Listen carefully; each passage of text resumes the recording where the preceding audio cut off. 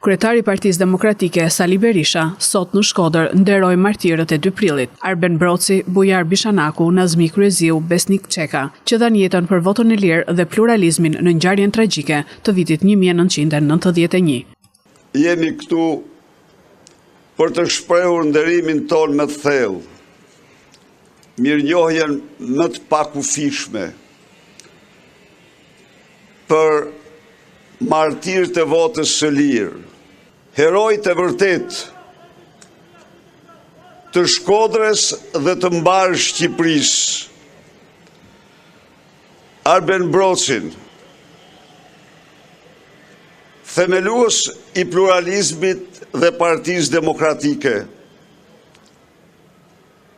Bujar Bishanakun, aktivist i shquar, Nazmi Kryeziun, aktivist i shquar i Partisë Demokratike dhe Besnik Çekën, aktivist i shquar i kësaj partie.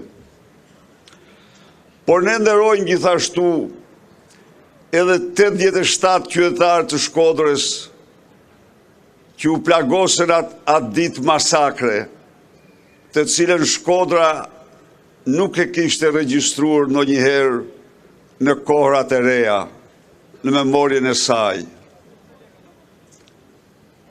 Me 2 prill të vitit 1991, diktatori i fundit stalinist në Europë, Ramiz Alia, i cili kishte pranuar zgjedhjet pluraliste, vendosi të festoj fitoren e grabitur